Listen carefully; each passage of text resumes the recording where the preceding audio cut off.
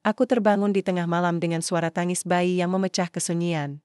Suara itu lembut, tapi cukup untuk membuatku tersadar sepenuhnya dari tidur yang singkat dan penuh gelisah. Mataku perlahan membuka, dan aku merasakan tubuhku masih terasa berat. Rasa sakit pasca melahirkan belum juga sepenuhnya hilang. Aku menghela napas panjang, lalu meraih lampu kecil di samping tempat tidur. Cahayanya yang redup menyentuh wajahku, dan dalam sekejap, aku sadar bahwa hari-hari ini tidak ada yang benar-benar seperti dulu lagi. Namaku Siti Rahma. Seorang ibu muda dari 2 anak, meski saat ini aku masih terus berusaha beradaptasi dengan peran baruku sebagai ibu bagi si bungsu, Fadhil, yang baru berumur beberapa minggu. Anak pertamaku, Nisa, ya, sama seperti namaku sendiri, sudah hampir 5 tahun. Ia adalah gadis kecil yang ceria, selalu mengisi rumah dengan tawa dan rasa ingin tahunya yang tak pernah habis. Tapi belakangan ini, aku merasa lebih sulit menjalani hari-hariku dibanding biasanya. Bukan hanya karena kelelahan fisik, tetapi ada sesuatu yang lain, sebuah perasaan yang sulit kudefinisikan, seperti sebuah beban tak kasat mata yang menghantui. Setiap langkahku, aku bangkit dari tempat tidur dengan hati-hati agar tidak membangunkan Rizal, suamiku. Ia terbaring di sisi lain ranjang, tertidur pulas. Wajahnya tampak tenang, bahkan bisa dibilang damai, sementara aku merasa dunia sedang runtuh perlahan-lahan di sekitarku. Rizal adalah sosok yang selalu tampak sempurna di mata orang lain, pria pekerja keras, penyayang keluarga, dan selalu tepat waktu dalam urusan agama. Namun akhir-akhir ini, aku mulai merasakan ada sesuatu yang salah. Entah kenapa, aku sering merasa ia tidak benar-benar hadir, meskipun secara fisik ia masih ada di sisiku. Suara tangis Fadhil semakin keras, membuyarkan lamunan burukku. Aku mengambil popok dan sapu tangan kecil dari meja samping, lalu melangkah pelan menuju ruang tamu tempat kereta bayinya berada. Di sana, Nisa, putri pertamaku, sudah duduk bersila di dekat adiknya, matanya penuh rasa penasaran. "Kenapa adik nangis, Bu?" tanyanya polos, suaranya nyaring dan ceria meskipun jam sudah menunjukkan pukul 2 pagi. "Adek lapar, sayang," jawabku, sambil tersenyum lemah. Aku mendekati Fadhil dan mengangkatnya dari kereta bayi.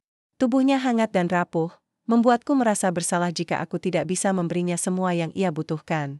"Mama akan susui adek, ya?" Nisa mengangguk, kemudian kembali duduk diam, memperhatikan setiap gerakanku dengan penuh antusias. Sementara aku menyusui Fadhil, pikiranku melayang lagi pada Rizal. Kami menikah 6 tahun lalu, di sebuah acara sederhana namun penuh makna di kampung halamanku. Saat itu, segalanya terasa begitu indah.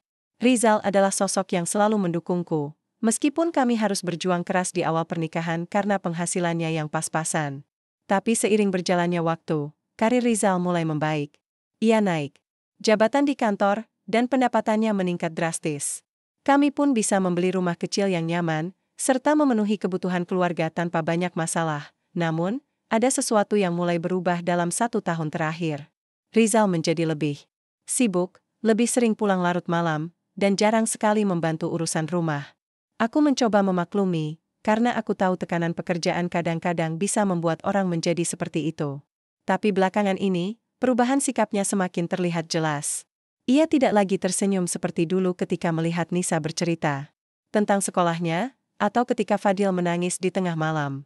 Aku bahkan mulai merasa ia menghindariku. Setelah selesai menyusui Fadhil, aku meletakkannya kembali di kereta bayi.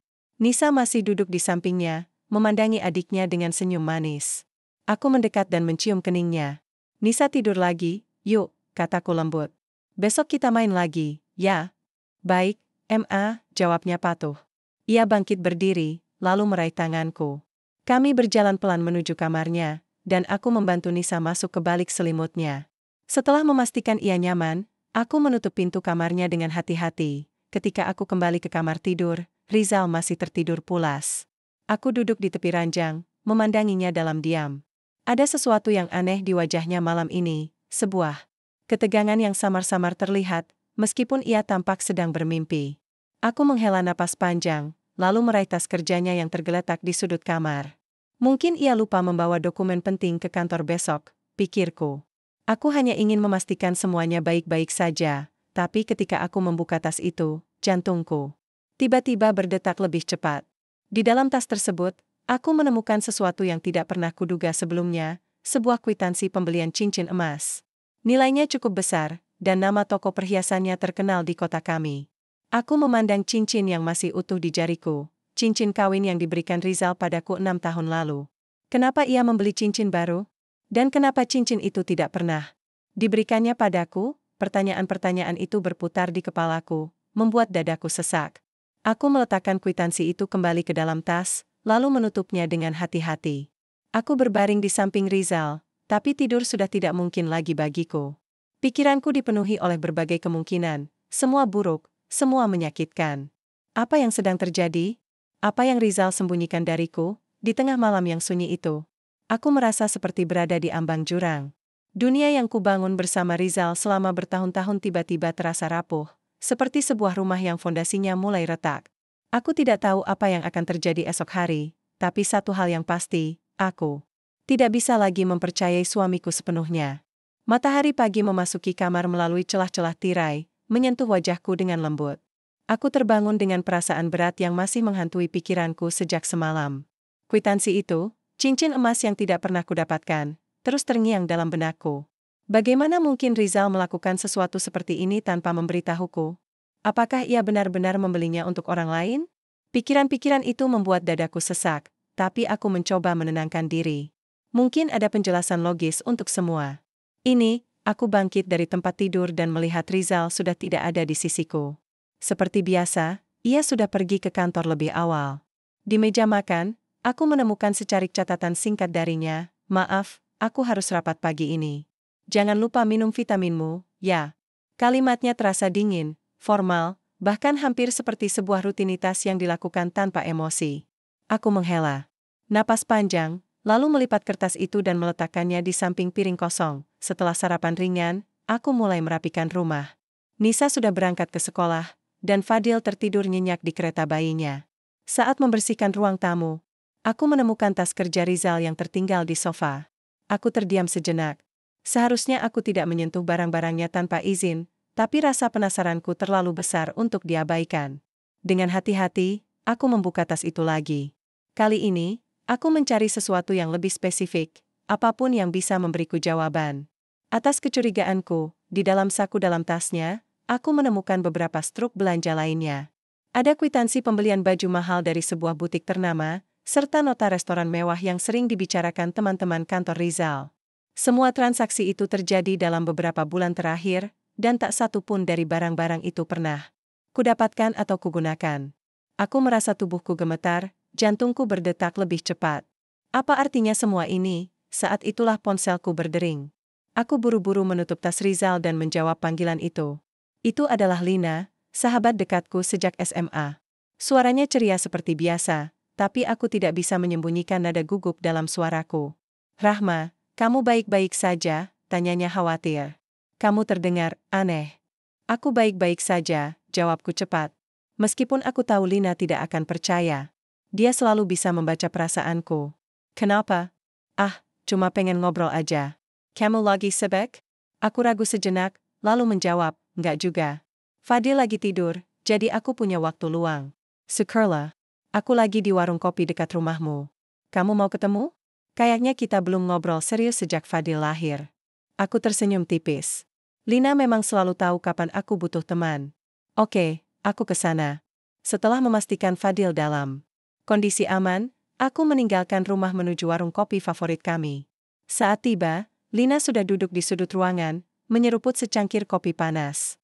Wajahnya langsung berubah ketika melihat ekspresiku. Ada apa, Rahma? Tanyanya langsung setelah aku duduk. Kamu Kelly Hayton, Sadie. Aku menghela napas panjang, lalu mulai menceritakan segalanya padanya, tentang kwitansi cincin emas, struk belanja yang mencurigakan, dan perubahan sikap Rizal belakangan ini. Lina mendengarkanku dengan penuh perhatian, matanya semakin membesar. Seiring ceritaku. Jadi, kamu curiga dia selingkuh? Tanyanya pelan. Aku mengangguk pelan, air mata mulai menggenang di mataku. Aku nggak tahu, Lin. Tapi semua ini rasanya aneh sekali. Kenapa dia nggak bilang apa-apa padaku? Kenapa dia membeli barang-barang itu tanpa memberitahuku? Lina meraih tanganku, menatapku dengan serius. Kita harus cari tahu, Rahma. Kamu nggak bisa biarkan hal ini menggantung begitu saja. Kalau dia nggak selingkuh, oke, kamu bisa lega. Tapi kalau dia benar-benar, ya, kamu berhak tahu. Aku mengangguk, meskipun perasaanku campur aduk. Lina memang benar, tapi bagaimana caranya aku bisa mencari tahu tanpa membuat Rizal curiga? Kalau gitu, kita cari bukti, kata Lina tegas. Kamu bisa mulai dari hal-hal kecil.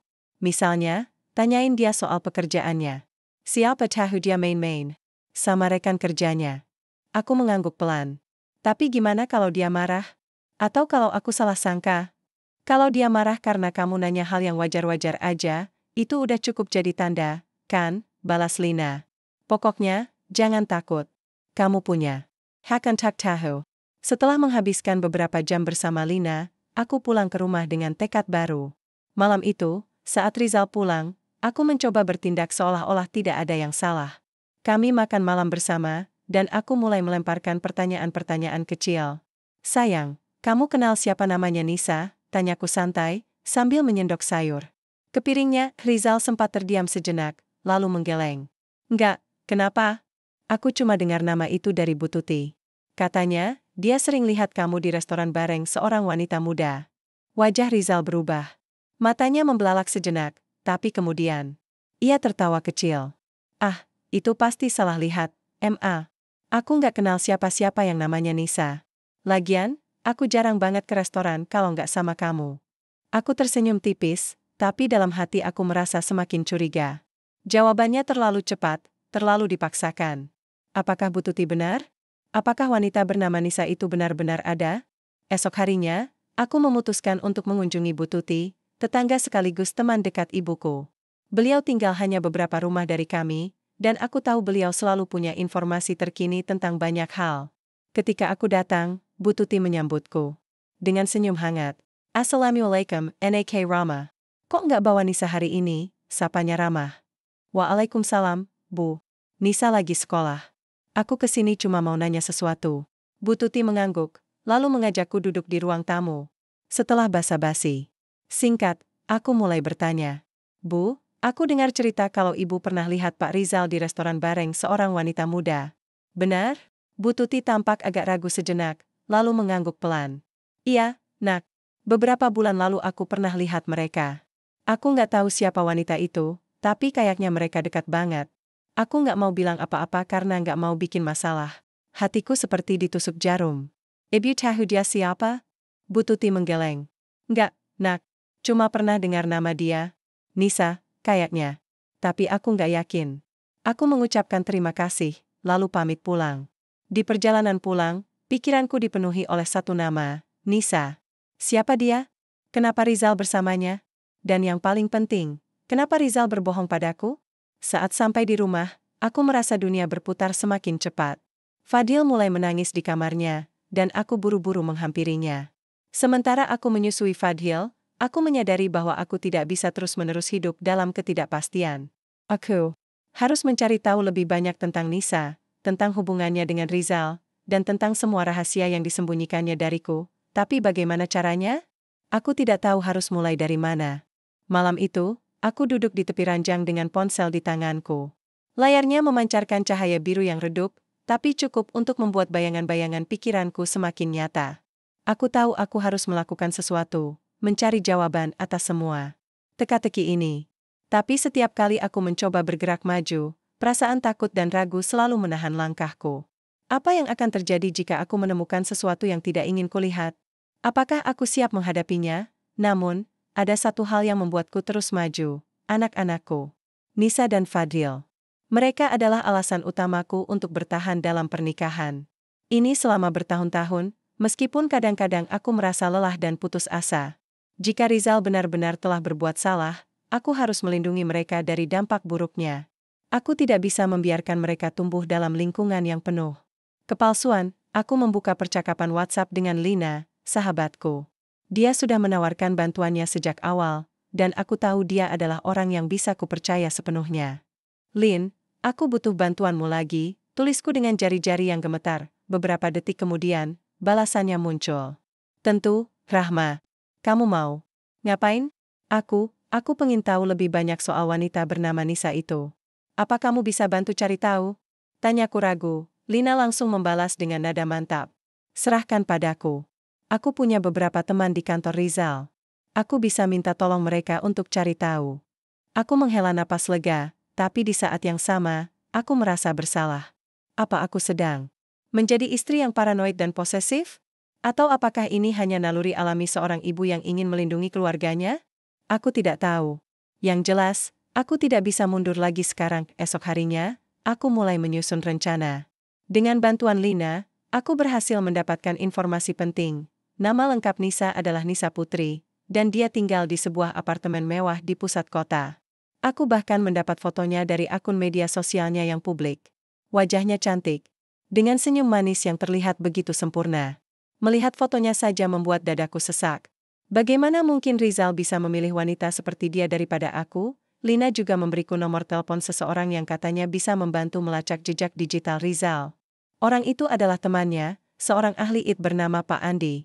Awalnya aku ragu untuk melibatkan orang lain dalam urusan rumah tanggaku, tapi Lina meyakinkanku bahwa Pak Andi adalah orang yang bisa dipercaya. Setelah mengumpulkan cukup keberanian, aku menghubungi Pak Andi. Setelah menjelaskan situasiku, ia setuju untuk membantu. Ia meminta akses ke perangkat Rizal, jadi aku harus menunggu kesempatannya pulang ke rumah tanpa membawa tas kerjanya. Untungnya, pada hari Sabtu, Rizal meninggalkan ponsel cadangannya di laci meja kerja. Aku memanfaatkan momen itu untuk memberikan ponsel tersebut kepada Pak Andi. 2 hari kemudian, Pak Andi menghubungiku. Suaranya terdengar serius di telepon. Bu Siti, saya sudah menemukan sesuatu, katanya pelan, jantungku berdegup kencang. Apa itu? Saya menemukan bukti transfer uang dari rekening Pak Rizal ke akun bank milik seseorang bernama Nisa Putri. Ada beberapa transaksi besar dalam beberapa bulan terakhir. Aku merasa tubuhku membeku. Berapa jumlahnya? Totalnya mencapai ratusan juta rupiah, jawab Pak Andi tanpa ragu. Dan ada juga percakapan WhatsApp antara Pak Rizal dan Nisa Putri. Mereka tampaknya memiliki hubungan dekat. Aku menutup mataku erat-erat, berusaha menahan air mata yang mulai mengalir. Rasanya seperti ada pisau yang menusuk hatiku berkali-kali. Aku tidak bisa mempercayai apa yang baru saja kudengar. Suamiku, ayah dari anak-anakku, telah mengkhianatiku dengan cara yang paling menyakitkan. Ada lagi, lanjut Pak Andi. Saya menemukan dokumen PDF di ponsel Pak Rizal. Isinya adalah surat pernyataan pernikahan siri antara dia dan Nisa Putri. Tertanggal beberapa bulan sebelum Bu Siti melahirkan anak kedua. Aku hampir menjatuhkan ponselku. Dunia terasa berputar. Semakin cepat. Aku tidak tahu harus merasa marah, sedih, atau malu. Semua emosi itu bercampur menjadi satu, membuatku sulit bernapas. Terima kasih, Pak Andi, kataku lemah. Saya harus memikirkan apa yang harus dilakukan. Setelah menutup telepon, aku duduk di kursi panjang di ruang tamu, menatap kosong ke arah dinding. Pikiranku dipenuhi oleh satu pertanyaan, kenapa? Kenapa Rizal melakukan ini padaku? Kenapa dia memilih untuk menyembunyikan semua ini? Dan yang paling penting, kenapa aku tidak menyadarinya lebih awal? Beberapa jam kemudian, Rizal pulang ke rumah. Aku mencoba bersikap biasa saja, tapi rasanya sangat sulit. Setiap kali ia tersenyum padaku atau berbicara dengan santai, aku merasa ingin berteriak dan menuntut penjelasan darinya. Tapi aku tahu aku tidak bisa melakukannya sekarang. Aku masih butuh waktu untuk memikirkan langkah selanjutnya. Malam itu, saat Rizal tidur, aku membuka ponsel cadangannya yang sudah dikembalikan oleh Pak Andi. Di dalamnya, aku menemukan percakapan WhatsApp antara Rizal dan Nisa. Setiap pesan yang kubaca membuat hatiku semakin hancur. Mereka saling memanggil dengan panggilan sayang, membicarakan masa depan mereka, bahkan merencanakan liburan bersama.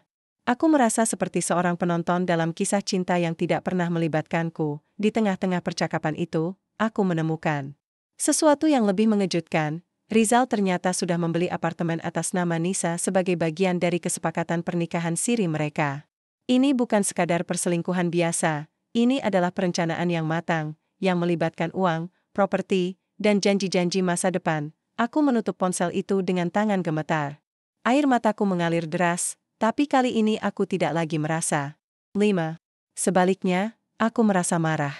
Marah pada Rizal, pada Nisa, dan pada diriku sendiri karena tidak menyadari semua ini lebih awal. Aku tahu aku tidak bisa membiarkan ini berlanjut tanpa konsekuensi. Aku harus bertindak. Esok paginya, aku memutuskan untuk mengunjungi Pak Ahmad, seorang pengacara yang direkomendasikan oleh Lina. Aku tahu aku membutuhkan bantuan profesional untuk melindungi hak-hakku dan anak-anakku. Saat aku duduk di ruang konsultasi Pak Ahmad, aku menceritakan segalanya padanya, tentang pernikahan sirinya, tentang transfer uang, dan tentang apartemen yang dibeli atas nama Nisa. Pak Ahmad mendengarkanku dengan serius, lalu mengangguk pelan. Bu Siti, ini adalah kasus yang cukup kompleks. Tapi dengan bukti-bukti yang Anda miliki, kita bisa memulai proses hukum untuk melindungi hak Anda dan anak-anak Anda. Saya sarankan Anda mulai mempersiapkan dokumen-dokumen penting dan mencatat setiap interaksi dengan suami Anda mulai sekarang. Aku mengangguk, merasa sedikit lega. Meskipun aku masih merasa hancur, aku tahu aku tidak sendirian. Aku punya rencana, dan aku siap untuk melaksanakannya. Malam itu, aku duduk di ruang tamu dengan laptop terbuka di pangkuanku. Lampu ruangan dimatikan, hanya cahaya layar yang menerangi wajahku. Aku membaca ulang percakapan WhatsApp antara Rizal dan Nisa untuk kesekian kalinya. Setiap pesan yang kubaca semakin memperjelas satu hal, hubungan mereka bukan sesuatu yang baru. Ini sudah berlangsung lama, jauh sebelum aku hamil Fadhil. Aku menemukan percakapan dari beberapa bulan lalu, ketika aku sedang mengandung anak kedua. Dalam salah satu pesan, Nisa bertanya pada Rizal, "Kamu yakin bisa melanjutkan rencana ini? Bagaimana dengan istrimu?" Dan jawaban Rizal membuat jantungku berdegup lebih cepat. "Jangan khawatir, dia tidak akan tahu apa-apa. Kita harus memastikan semuanya berjalan lancar." Rencana APA? Apa maksudnya dengan semuanya? Aku terus membaca, hingga akhirnya menemukan percakapan lain yang lebih mencurigakan. Mereka membicarakan tentang promosi jabatan Rizal di kantor. Ternyata, Nisa adalah anak dari bos Rizal, seorang pengusaha kaya bernama Pak Dharma yang memiliki perusahaan besar tempat Rizal bekerja. Semua mulai tersambung dalam benakku. Hubungan Rizal dengan Nisa bukan hanya masalah asmara. Ini juga soal karir, kekuasaan, dan ambisi. Aku merasa seperti boneka yang dimainkan tanpa sadar. Rizal telah memanfaatkan kehamilanku sebagai alibi untuk menutupi perselingkuhannya. Dia sengaja mempercepat rencana memiliki anak kedua agar aku sibuk dengan kehamilan dan tidak curiga pada perilakunya. Bahkan, saat aku merasa lelah dan butuh dukungan emosional, dia malah membeli apartemen mewah untuk Nisa dan menikahinya secara diam-diam. Aku menutup laptop dengan perasaan campur aduk. Marah, benci, tapi juga kecewa pada diriku sendiri. Kenapa aku tidak menyadarinya lebih awal? Kenapa aku begitu percaya padanya sehingga tidak melihat semua tanda-tanda ini? Pagi harinya, aku memutuskan untuk menghadap Rizal. Aku tidak bisa lagi membiarkan semua ini berlanjut tanpa penjelasan. Saat sarapan, aku meletakkan ponsel cadangannya di atas meja. Matanya langsung tertuju pada ponsel itu, dan aku melihat kilatan panik di wajahnya. "Kenapa ponsel itu ada di sini?" tanyanya cepat. Suaranya terdengar gugup. "Aku yang mengambilnya," jawabku dingin. "Dan aku sudah membaca semua isi percakapanmu dengan Nisa." Rizal terdiam sejenak. Wajahnya berubah pucat, tapi kemudian ia mencoba bersikap tenang. Aku bisa menjelaskan semuanya. Ini tidak seperti yang kamu pikirkan." "Oh, ya? Jadi, kau tidak menikahi Nisa secara diam-diam? Kau tidak membeli apartemen untuknya? Kau tidak menggunakan uang kita untuk mendanai hubunganmu dengannya?" Tantangku, suaraku meninggi. Rizal menundukkan kepala, tampak seperti orang yang kehabisan kata-kata. "Maafkan aku, Ma. Aku hanya ingin hidup lebih baik. Aku melakukan semua ini demi masa depan kita, demi keluarga kita." "Demi keluarga?" seruku, air mata mulai mengalir di pipiku.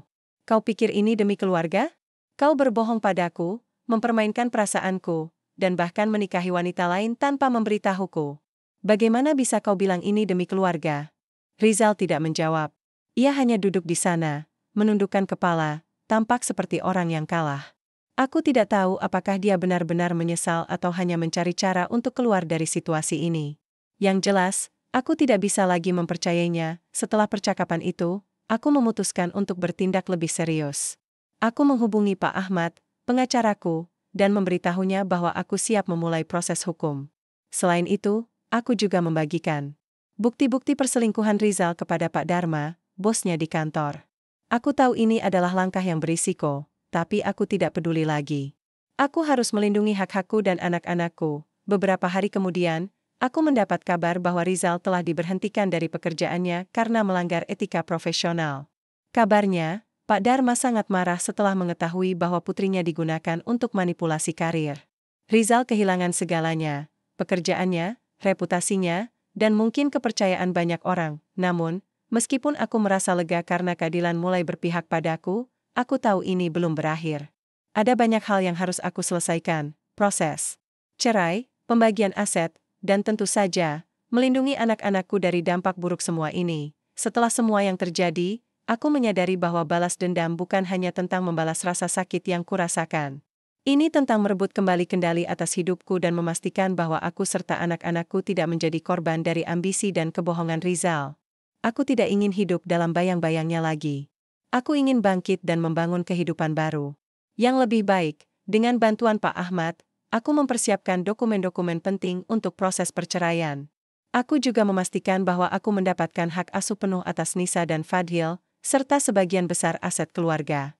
Beberapa teman dekat dan tetangga bersedia menjadi saksi atas perlakuan Rizal selama ini. Mereka semua melihat bagaimana dia berubah dalam beberapa tahun terakhir, lebih sibuk, lebih dingin, dan lebih sering pulang larut malam. Saat sidang perdana dimulai, Rizal tampak canggung dan defensif.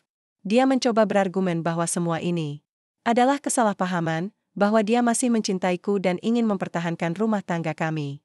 Tapi aku tidak lagi mempercayai kata-katanya. Aku hanya fokus pada tujuanku, melindungi anak-anakku dan memastikan bahwa aku mendapatkan apa yang pantas kuterima. Proses hukum berjalan cukup panjang, tapi pada akhirnya, hakim memutuskan bahwa aku berhak mendapatkan hak asuh penuh atas Nisa dan Fadhil. Aku juga mendapatkan sebagian besar aset keluarga, termasuk rumah kami, tabungan, dan mobil. Rizal hanya diberi izin untuk bertemu anak-anaknya di waktu-waktu tertentu, tapi aku memastikan bahwa pertemuannya selalu diawasi. Selain itu, aku memutuskan untuk tidak tinggal diam. Aku ingin memastikan bahwa Rizal dan Nisa tidak bisa melanjutkan hubungan mereka dengan bebas. Aku membagikan bukti-bukti perselingkuhan mereka kepada beberapa kenalan dekat dan kolega Rizal. Meskipun ini adalah langkah yang mungkin terlihat kejam, aku tahu ini adalah cara terbaik untuk memastikan bahwa mereka tidak bisa melarikan diri dari konsekuensi tindakan mereka. Beberapa minggu kemudian, aku mendengar kabar bahwa Nisa dan keluarganya pindah dari kota ini. Mereka malu atas skandal yang terjadi, dan hubungan mereka dengan Rizal juga mulai memudar. Aku tidak tahu apa yang terjadi di antara mereka, tapi aku merasa lega karena mereka tidak lagi menjadi ancaman bagi kehidupanku. Meskipun begitu, aku tahu bahwa balas dendam sejati bukan tentang membuat mereka menderita. Balas dendam terbaik adalah membuktikan bahwa aku bisa hidup lebih baik tanpa mereka. Aku mulai memikirkan cara untuk membangun kembali hidupku, tanpa bergantung pada Rizal. Beberapa bulan setelah proses perceraian selesai, aku memutuskan untuk memulai hidup baru. Aku membuka usaha kecil-kecilan berjualan kue tradisional. Awalnya, aku hanya membuat kue untuk keluarga dan tetangga, tapi ternyata banyak orang yang menyukai hasil masakanku. Dengan dukungan Lina dan beberapa teman lainnya, aku mulai mempromosikan usahaku di media sosial. Usahaku berkembang perlahan tapi pasti. Aku mulai mendapatkan pesanan dari berbagai tempat, bahkan ada beberapa warung makan yang tertarik untuk bekerja sama denganku. Aku merasa bangga karena bisa menghidupi keluargaku sendiri, tanpa bergantung pada siapapun. Nisa dan Fadhil juga tampak lebih bahagia. Nisa sering membantu di dapur, belajar membuat kue bersamaku, sementara Fadhil mulai belajar berjalan di sekitar halaman belakang rumah. Melihat senyum mereka membuatku merasa bahwa aku telah melakukan hal yang benar. Suatu sore, aku duduk di kursi panjang di depan toko kecilku yang ramai. Matahari mulai tenggelam, memancarkan sinar oranye yang hangat. Aku memandangi keramaian di sekitarku, pelanggan yang datang dan pergi, anak-anak kecil yang bermain di halaman, dan Nisa yang tertawa riang di sudut dapur. Aku merasa lega, seolah-olah semua beban yang selama ini kupikul akhirnya hilang. Aku tidak tahu apa yang akan terjadi di masa depan, tapi aku tahu satu hal, aku tidak takut lagi. Aku telah melewati badai terburuk dalam hidupku, dan aku berhasil keluar sebagai pemenang. Aku tidak lagi terjebak dalam bayang-bayang Rizal atau masa lalu yang menyakitkan. Aku adalah Siti Rahma, seorang ibu, seorang pejuang, dan seorang penyintas di tengah keramaian itu, aku tersenyum. Bukan senyum pahit seperti yang sering kulakukan beberapa bulan lalu, tapi senyum penuh harapan. Aku tahu bahwa kebahagiaan tidak datang dengan mudah, tapi aku siap untuk terus berjuang demi anak-anakku dan diriku sendiri, dan disitulah aku berdiri, tegak, kuat, dan penuh keyakinan bahwa masa depan akan selalu lebih baik daripada masa lalu.